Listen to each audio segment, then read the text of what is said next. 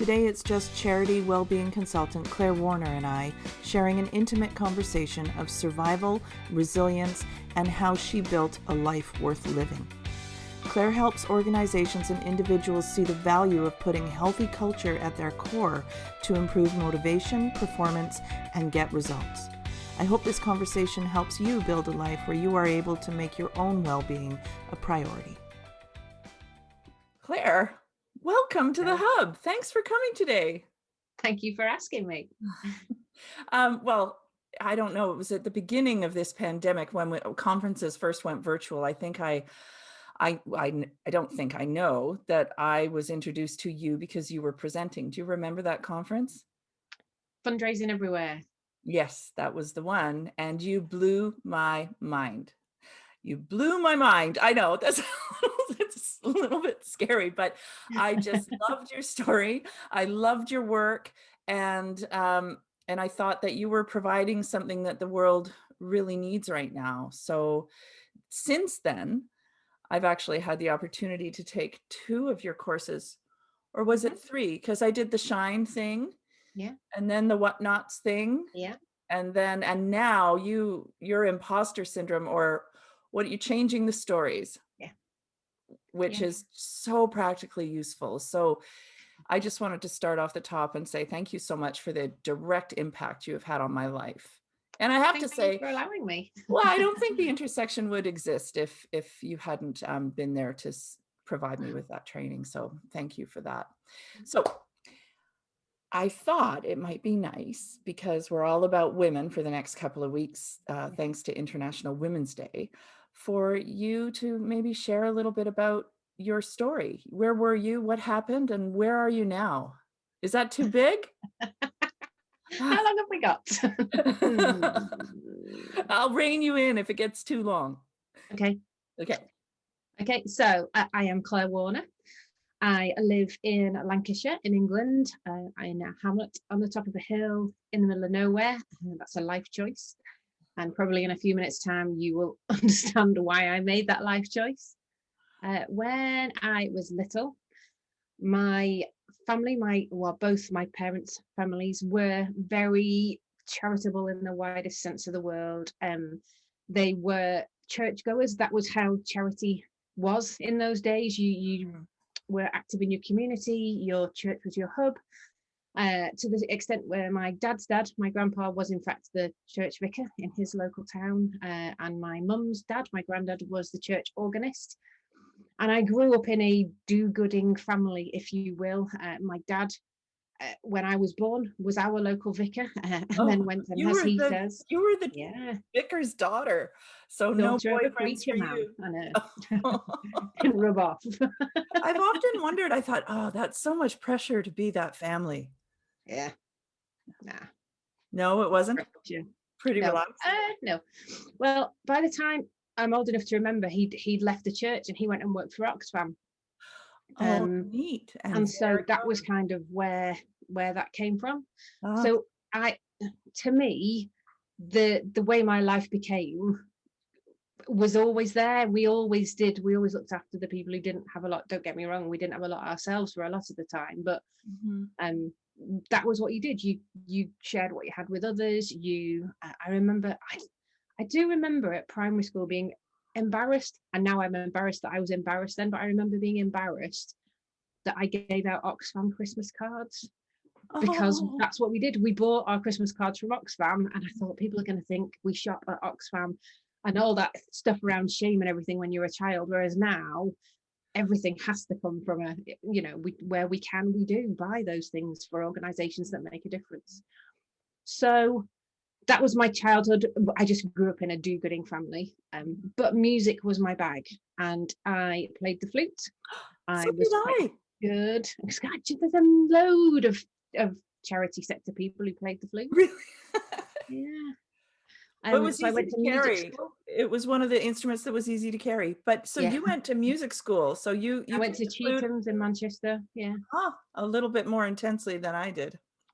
Well, yeah, kind of, maybe. Yeah. But got there and decided I didn't want to be a musician, but didn't know what I did want to do.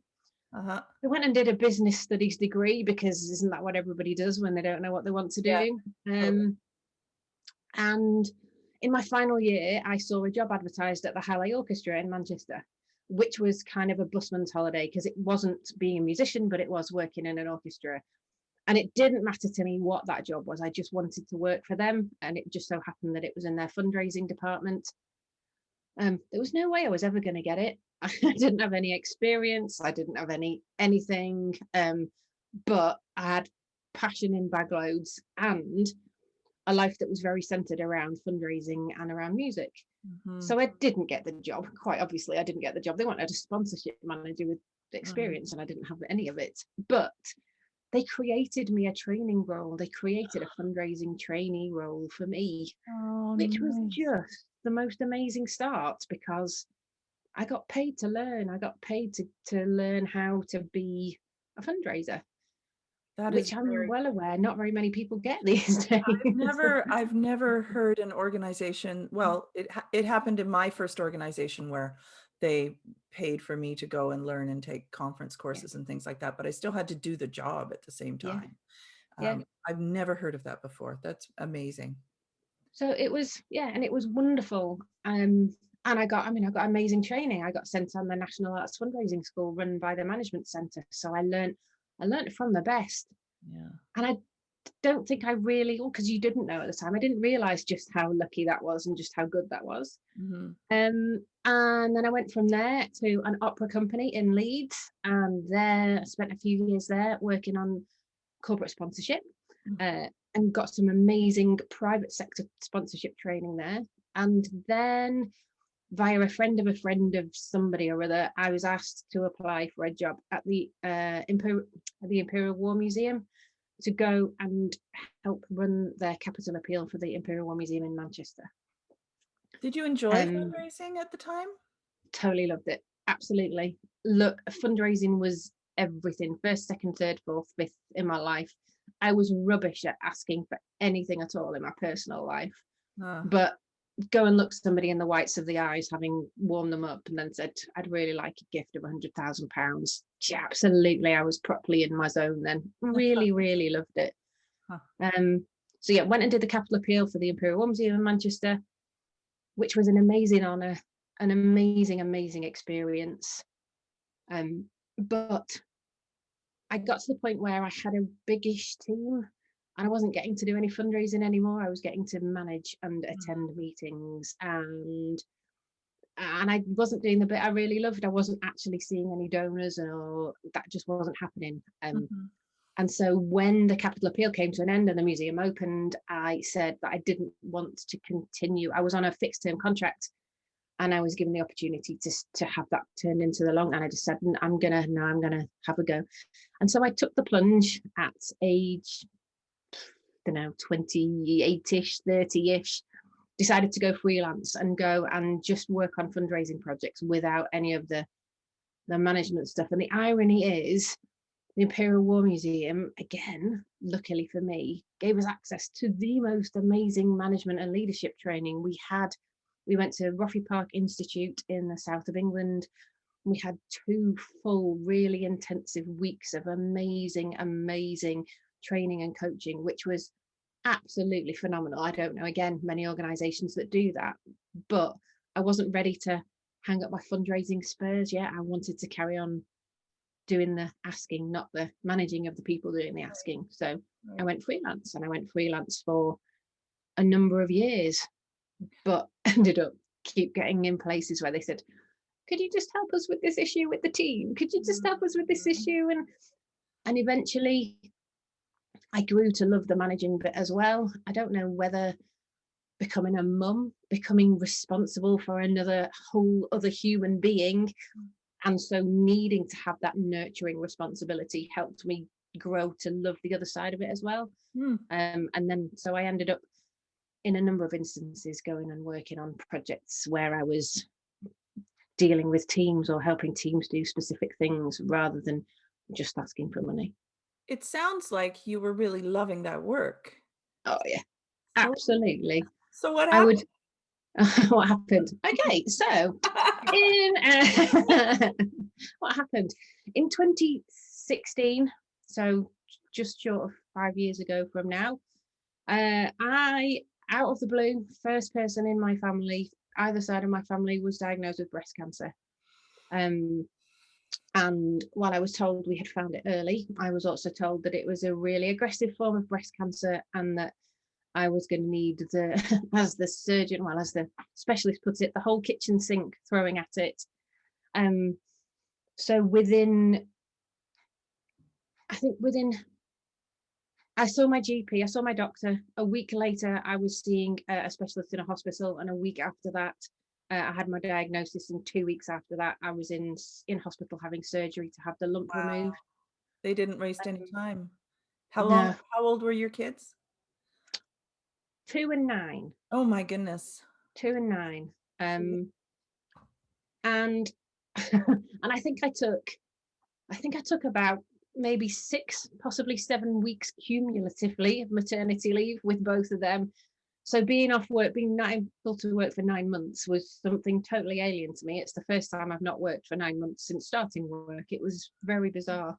So I had the surgery, and then I started chemotherapy, and the drugs, because of the type of cancer it was, I was on.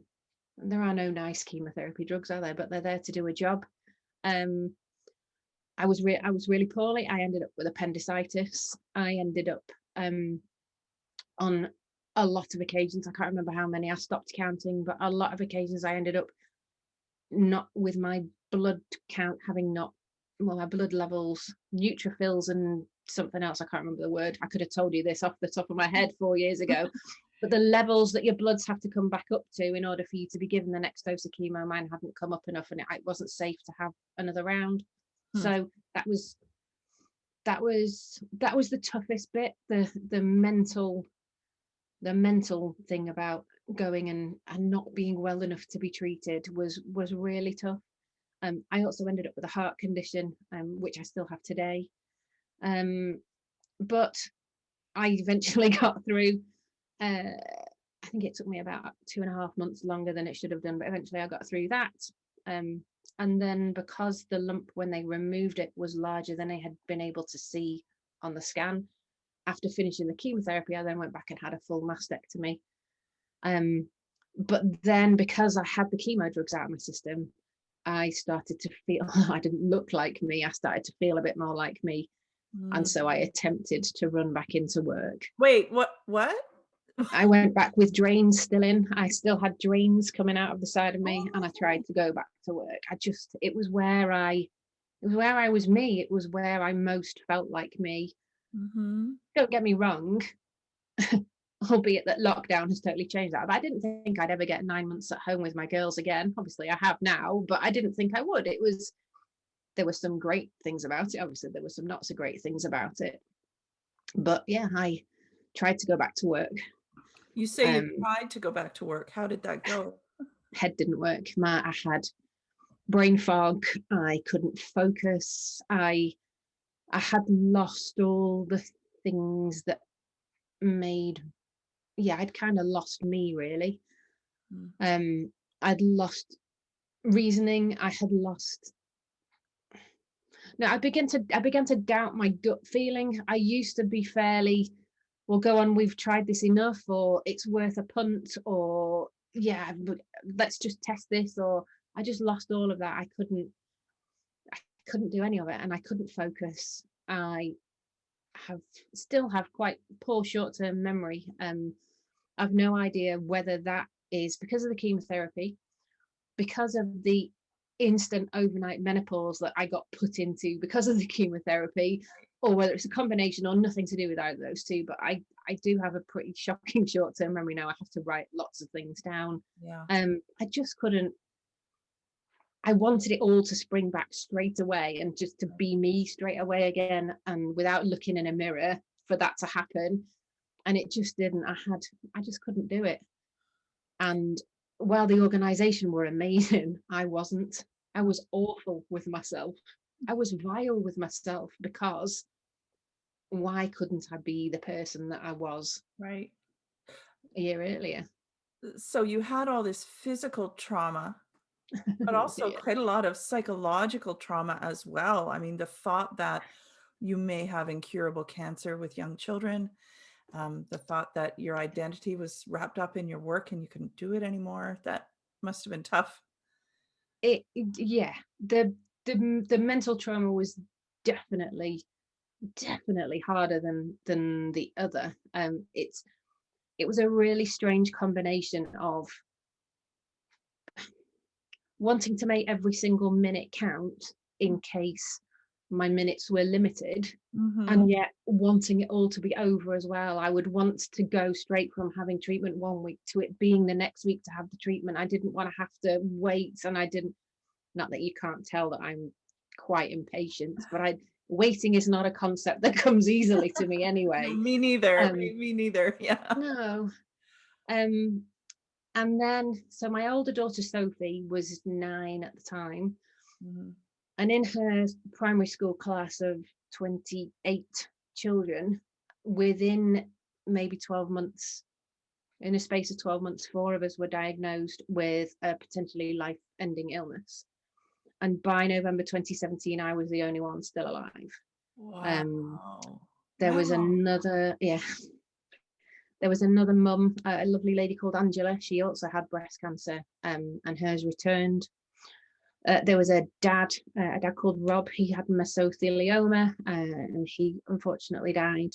And then my very good friend Claire, she was diagnosed with motor neurone disease, and she died in November 2017. That class must have just, every child in that class must have been worried for their parents that year. Yeah, absolutely. Well, and ongoing, and how do you tell your children that the doctors are confident that they've cured mummies when all these other parents are, and their parents, you know, we took my friend Claire, her son Seth, and my Sophie were best friends through best boyfriend, not boyfriend and girlfriend, but best boy and girlfriend, if you will, going through primary school. They're still really, really close now. But I then suffered, obviously, with this huge guilt about why had I survived and they hadn't. And that kind of finished me off mentally and psychologically. That was the final straw that literally just broke me. And I remember eventually going, because then I felt guilty again about going back to the doctors and saying, well, look, I know you've got rid of my cancer, but now can you help me with this? I just felt like I'd had my bits. I don't like asking for help anyway, and they had done the cancer. Well, now I needed a life that was worth living. I wasn't doing anything. It was horrible. And I did say that to them. I said, you've cured me, you've given me a life, but I'm just not. What's the point? What's the point? Yeah. I can't. And they were amazing, absolutely amazing. I saw a oncology psychologist, and who literally just piled everything up neatly with me and put it all back together and said, this is what we do. We sort it all out and we put it back in, and we try and put it back together. Count one good day as a good day, and then count 2 good days as 2 good days, and then we get to the point where you have more good days than you don't.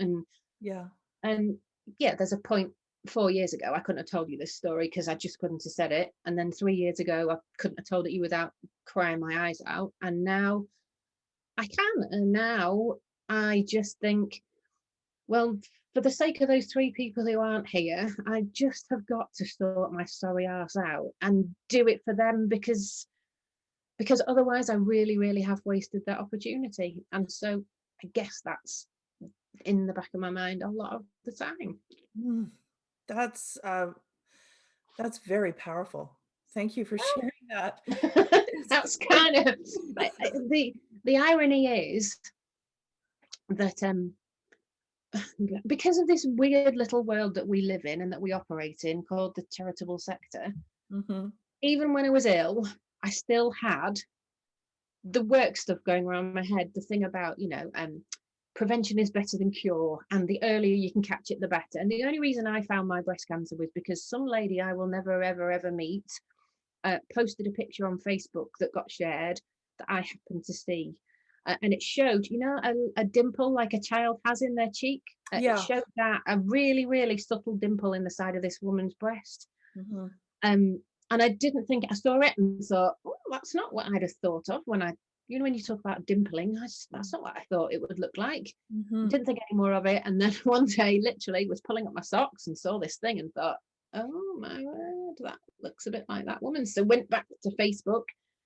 Mm-hmm. Facebook saved my life is not a strap line that I was comfortable living with, but actually I went back and found the post. Yeah.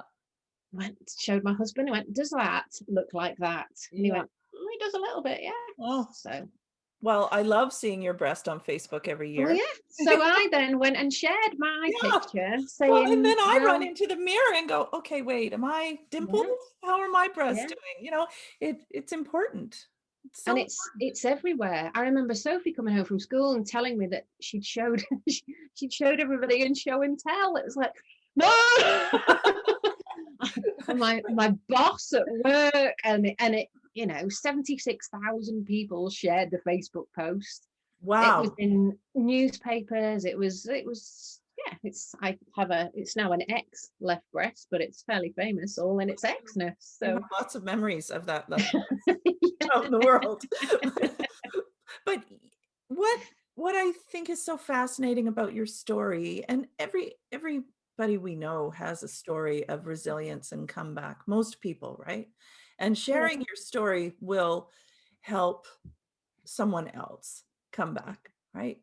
And now you seem to live a really purpose-driven life, completely different from your other one. What was that transition like for you?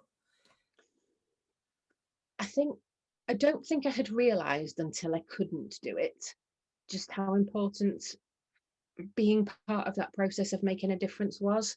I thought it was the love of the chase. I thought it was a bit of the challenge. One of the things, had we been having this conversation 7 years ago, one of the best ways to get me to do something is to tell me that you don't think I can do it, because I love proving people wrong. Oh, there's a very big child still in me. The sector loves people like that, don't they? Yeah. But I found that I just couldn't do it. I couldn't do what I had always loved doing. I now still have this massive fear of being asked to raise money for people. I can't.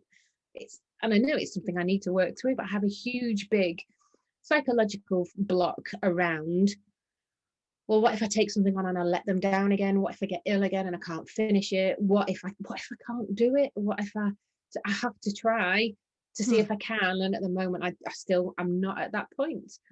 But well, you don't have sorry, you don't have to. No, because you've moved into a completely different space where you're helping so many other people live healthy. That was the thing, was that I decided I can't do nothing. Yeah. I tried domestic goddess. I was absolutely abysmal at it, and that won't come as any surprise to anybody who knows me.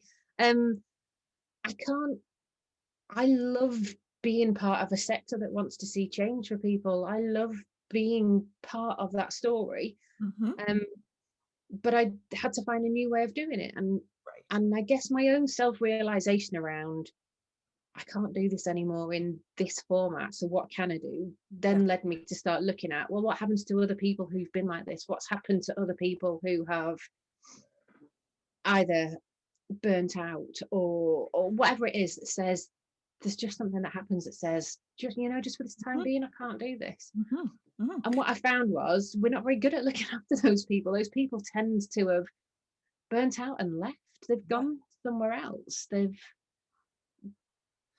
taken a totally different path in life and are choosing to find their purpose by volunteering or by something else, but they're not, and that didn't sit right with me. I didn't want to give up on it, so I went looking at, well, what would make a difference for people. It's brilliant. So sorry, go ahead. No, so what I was saying was, there are so many people who, well, it's kind of not too late, but who have already left, or who have already been through burnout, and who, they've been burnt by it. So it's what can I do for those people, but also what can I do to help stop people from getting to that point in the first place? What can I do for individuals to say, do you know what, there is another way. And the irony of me teaching people about life balance is not Well, lost. okay, so It's not that's what lost. that is the question that I interrupted you with earlier is, do you think that work-life balance is achievable? Okay, so controversially, I don't believe in work-life balance because I think the actual terminology suggests that work has equal weighting to the whole of the rest of your life. Mhm. Um, I think that your life should be balanced, and for me, that means a huge part of it is always going to be work, but it also means that that's on my terms, and Mhm. that at the point of which I go, do you know what, I've tipped a bit too far on the work balance this week or today or whenever, I am then free and able and totally capable of tipping that balance back and saying, so tomorrow or this evening or whatever, I'm going to do this thing. And I'm also that balance changes. Some weeks it'll be far less work and far more mum or Yeah. wife or daughter or just being me and doing absolutely nothing or whatever it, but that balance is an ever evolving multi-dimensional thing that says there are Mhm. some weeks where work takes more than its fair share, but then that balance has to tip back. Not that work is just this endless concept of more, and once you've delivered more, that becomes the new norm, and then there's some more to have on top. And I unfortunately, listened I that, listened to your podcast where you talked about it being like a what's that thing? That yeah, toy? there's a kid's toy, and it's a, you have to balance on it. There's a ball on the bottom and a platform on the top, and you have to, I can't remember what it's called, but you have to balance. And so there'll be some days where you're bent in a totally different shape than other days, but that balance is different. I mean, look at what the last 12 months have taught us about balance. None of us knows where Yeah. home is and where We're work all a hot is and mess now. where Yeah. any of these things are. There's Yeah. no way that I thought you would ever catch me saying I achieve my balance in life by going to the tip and having a McDonald's drive-through, but I get out of the house and someone else cooks me a meal. It's ridiculous. So for any North American listeners, the Yeah, tip is the local dump. the dump. Yeah. So yeah, so taking our rubbish to the dump Yeah. gets me out of the house, and going through a McDonald's drive-through means someone else has cooked me a meal. Yeah. Yay, go Yeah. life balance. Yeah. Right. So I guess it changes how we measure that, right? Yeah. I we've talked about when I was restructuring my life and this book, Designing Your Life, get, asked me to go through an exercise of the four quadrants: love, play, work, and health. And because I'm on my husband 2.0, the love was off the charts. It was beautiful. We play and we go to theater and we do dancing. So that was check. But my health wasn't great and my work wasn't great. Yeah. And you take it even further, to these circles of wellness. Mhm. Okay, so they're not my circles, I'll be honest. They are. Oh, but I thought you were so Full smart. disclosure, they are the Gallup, love Gallup. Jim Harter of the Gallup organization. I watched his TED talk while I was convalescing is the wrong word. While I was sulking, basically, about what on earth was I going to do, and this concept of well-being kept coming up. But when I talk about well-being, I don't mean hot stones and the Buddha and yoga. I mean the full gambit of everything in life. And I went looking for, well, what is there a term that's better than well-being? And there isn't. So, but Jim Harter has a TED talk about what is well-being, and it's absolutely amazing. It was as impactful on my well-being career as Dan Pallotta's TED talk on fundraising was for my fundraising. It was that whole life affirming. It's all right to invest in yourself. It's all right to invest in, and I just loved it. But in the work that I did, I realized that actually within the 5 spheres that they identified, which is career, social, financial, community, and physical well-being, that actually it was possible to be doing okay in those, but to to psychologically not be okay. Mhm. And so I've added the sixth of psychological, because I think that's where so many of us, sometimes the cause is within those original five, and sometimes it's not. Sometimes it's just from childhood or from Oh, somewhere yeah, else, and it's trauma from yeah, somewhere else sneaking yeah. in. Yeah, yeah. So that's how I ask people to look at their well-being, is to score themselves on the Gallup's 5 and my additional 1. It's fluid too, right? Because at different stages in your life, you're going to have to take a little bit of attention over into this area and this area.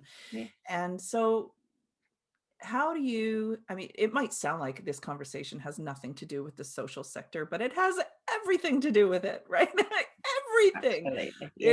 In passion-driven organizations, how many of us think that if we compromise all of those other circles of wellness, we'll get stars or a promotion or we'll do better. Exactly. So how do you help organizations overcome and shift that culture? I guess it's two things. It's persuading them of the benefit of, well, what would happen if you put that right at the heart of your culture? And the question is, but what if your staff were able to come to work at their best every day? Yeah. Who wouldn't want that? Who wouldn't want the Claire you saw at interview every single day? Yeah. Well, you would, because it's taken me a while to say this, but get me at my best, and my best is amazing. However, get me at not my best, and it can be really abysmal. There is a big scale, and what you want is, you want me at my best for as much as you possibly can have me at my best. And Mhm. here's how to make sure that you get me and everybody else in this organization in that way. We make sure that all the other things that could be impacting anywhere else are all either dealt with, or dealt with for now, or are secure enough that, yes, we can park them temporarily, and we Mhm. can turn up at work, and we can do. None of us are in this sector for the money. None of us are in it for the fame. We're in it to come and make a difference. We're in it to go and help, to play our part in helping somebody else, help somebody else or something else, or empower somebody, or we're here to just make things a little bit better. Mhm. Well, why not have me at my best doing that? Not have me at my tiredest, or my most mediocre, or my it kind of just doesn't balance. It occurs to me that if we look at all of the spheres of wellness that you talk about, and if an organization embraced all of those spheres as opposed to just looking at the work sphere, Yeah, then they would get people showing up as their whole best selves, right? absolutely. Or even just ask the question, how can I help you be more amazing today? It's Yeah. one question. It's one really simple question. How can I help you be more amazing today? And be willing to consider, or at least take a step forward, or listen to the answer. It's Mm. no, if somebody asked me, what do you need behind you? What else do you need to allow you to go and do this more? It would just be, that's the thing. It's about being able to change more, not hours being more, or stress being more, but Well, more empowering. sometimes the answer to that question is so simple. I need to come into work a half an hour later because I have to drop my kids off at school in the morning. Yeah, And that causes so much stress in my yeah, home and in my life. exactly. I think it will be interesting, the number of organizations that I have challenged on my own basis, as well as for others, about, do people really need to come in the office every day? Do they really need, if you're talking about a commute of a couple of hours each way, which many of us have done at times, well, do you really need me in every day? Mhm. Or what about if surely it's the best person with the best outlook, not the best desk, that's most important. And I think it'd be very interesting to see how many of those organizations, once restrictions do start to lift, insist on people going back to work, because, well, Yeah, what's been wrong with the work we've been doing for the last 12 months? It'll be an exactly. interesting thing to see. The way that you help organizations see that and your point about what if your staff were on top of their game every single day? What could you know, just imagine what you could do is incredible. But also the personal courses that you have, these Yeah. online courses. Um, for me, the you call it, what is it? Change the stories. Yeah. Yeah. Yeah, So I think so. One of the things around that whole sixth sphere, the psychological sphere, is and this is possibly, I could be totally talking out of turn. It tends to be more women than men. I'm not saying men don't have it, but it tends to be more women that than has been men. my experience. I think there's probably some social science behind that, but Yeah, let's just go with our gut but and our experience. but you know, imposter syndrome and the guilt complex and well, I'm not good enough, or I'm not skinny enough, or I'm not young enough, or I'm not this enough, I'm too northern, too fat, too old, too wrinkly, too all the things that I know in the back of my mind are still sitting there somewhere. And then just by how can you change that outlook without needing to go through anything quite as seriously Yeah. psychological as I did? Yeah. You know, but what happens if you put yourself out there? I'd never presented at a conference when I was a fundraiser. I've never done any of these things, and I just decided, well, what's the worst that can happen? The worst that can happen is you can be a bit crap at it, or Yeah. very crap at it. But actually, because I've done the research, I did a big piece of research myself. I love learning. I love going and finding out more about this. This now seems to be, this is the thing that lights my fire. This is the thing that gets me as excited and as feeling like I can make a difference Mhm. by without ever having to ask for any money again, but by saying, how can I help you do it? What are the things that are getting in the way? What are the things that are getting in the way of you doing your day job that aren't actually your day job, or your life? What is your day job getting in the way of? When was the last time you did do something for you? And Mhm. that's not that whole balance concept. I don't do a lot of the work I do is for me because I totally love it, but it Mhm. does mean that I can put it down when I need to, because that that pot is now full and I now need to go and rebalance up some of these other pots. And that's where I'm trying to help people. So there's one about even just considering, well, what is life balance? Do you have a balanced life? What might a balanced life look like to you? So, and how could you then move from where you are in imbalance to what could be more balanced? And Mhm. then yeah, this latest one around, well, changing those stories we tell ourselves that tell you, I Mhm. can't go on that, I'm not good enough for that, or I'm not as good as them, or I'm not as wise as them, or not as experienced as them, or nobody be interested in me. Those stories that when you actually say them out loud, you feel a bit silly saying, but when they're in your own mind, Yeah. they're more powerful than anything else out there, than anybody else Absolutely. telling you anything. Yeah. And that's where I'm trying to get to, really. Yeah. Well, it's incredible, right? We it's hard to believe, but other people don't think about us nearly as much as we think they think about us, right? Yeah. And and sometimes those things that we tell ourselves in our heads, we would never say out loud to somebody we love, ever. No, no, no. And so we overplay so many things. We inherently hear a bad thing and hold on to it, but don't hold on to the good things. So Mhm. somebody can tell you how amazing you look, or how amazing a piece of work you did is, or how great you made them feel. Mhm. But the bad stuff sticks longer. The bad Yeah. stuff's harder to get rid of. And Ask anyone who's received a session evaluation from a conference session, and there's like that one person that shouldn't have been in there. absolutely, yeah, Yeah. absolutely. Yeah. And I think it's ironic because to me, a lot of the work that I do with organizations is actually around great management. It's about, well, the, the root of a number of these problems is just the management skill isn't there, or there's not just quite that level of expertise.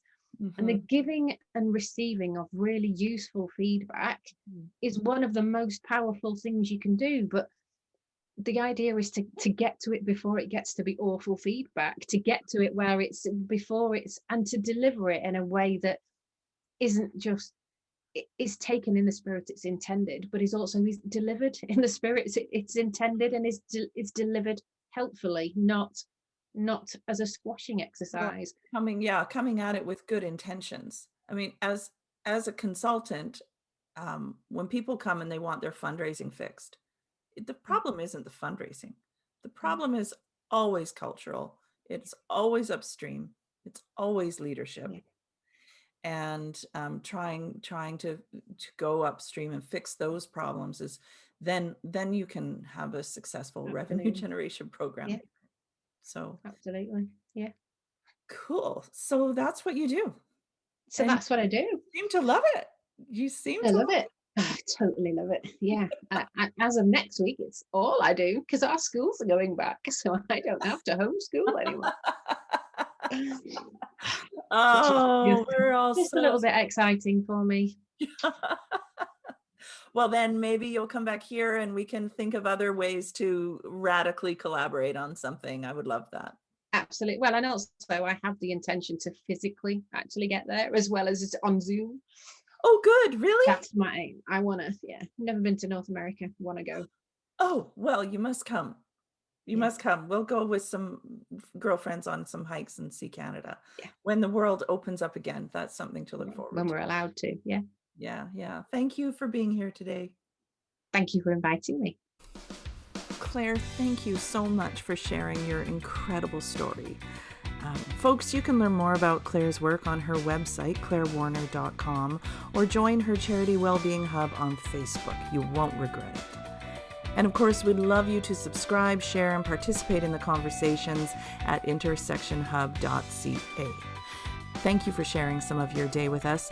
Paul will be back soon. And until then, see you next time.